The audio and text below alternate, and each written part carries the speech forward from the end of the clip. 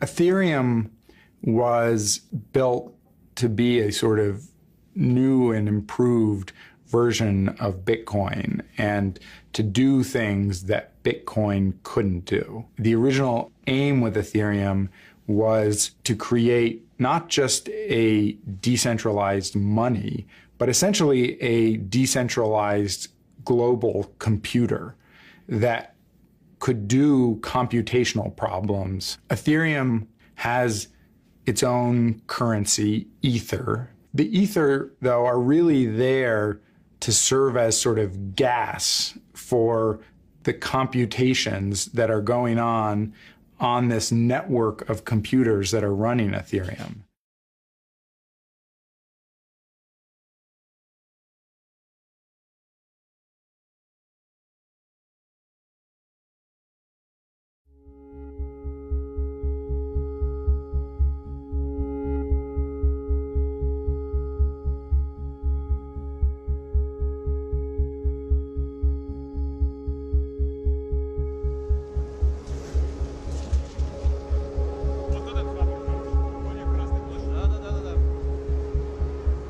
The original reason why I likes the name is that ether is this sort of thing that, you know, scientists were hypothesizing about in the 19th century, where people were thinking sound waves travel through air, water waves travel through water, so what do light waves travel through? And they hypothesized this existence of a medium that kind of permeates the entire universe, that's in that itself is kind of invisible, but it provides this kind of global reference frame, and it is, in some sense, you know, sort of base layer that the universe runs on. And I actually felt that was a kind of fitting analogy for what I wanted to do. Деть биткоин какой-то неправильный подход в эту говорить. Я бы сказал, что Ethereum есть фичи и возможности делать такие вещи, которые у биткоина нет. То есть это так же, как сказать, что там может ли там телефон победить апельсин.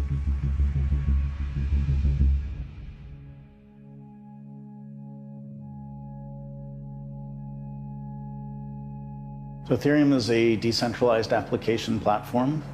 Its parent, Bitcoin, is more of a platform for transmission and storage of value. So Bitcoin was essentially an experiment in monetary theory gone wildly successful. You can think of Ethereum as a decentralized World Wide Web. It will eventually be able to run all the different kinds of applications that we see on the World Wide Web.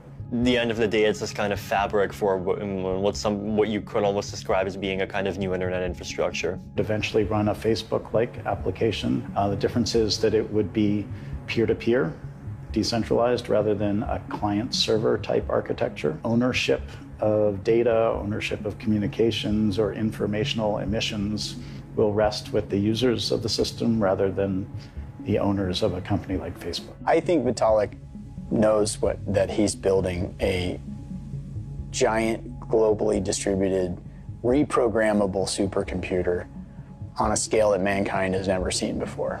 And he's doing it through a mechanism which initially supports this concept of smart contracts and issues a token just like Bitcoin, so there's value being created by the mining that we're doing. But the biggest difference is that Ethereum produces mines that are reprogrammable to tasks that we don't necessarily know what they're gonna do yet. One of the highest ambitions of Ethereum from the beginning was that you would actually be able to program the functioning of entire corporations into this global computer.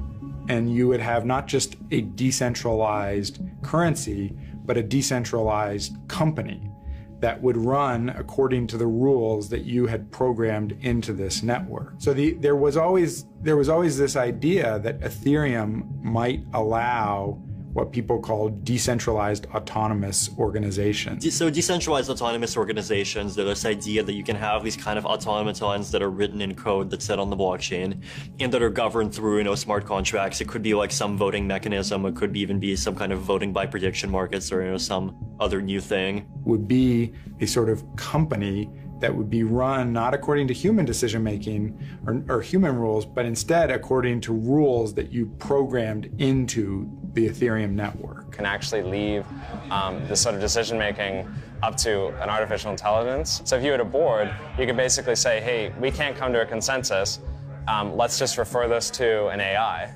And everyone just delegates their vote to the robot, and then the robot just makes the decision for them. And then eventually you could imagine that many boards are just run by AI and occasionally intervened by humans. DAO attracted something like $150 million in the course of a little over a month. Basically, you know, on the first days that it was operational, you had this attacker who came in and managed to take advantage of the contracts in a way that basically siphoned about half of the money into an account under the control of the attacker. The one saving grace in this attack was that the money that was siphoned off, because of the way the DAO was written, couldn't be used for 30 days.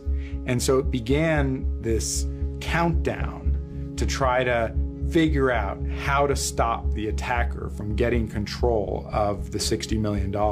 And so we have this time in order to determine whether we're going to do something about it or whether we're just going to let it go. I don't think that Ethereum has the balls to leave the theft as is. They're talking about hard forking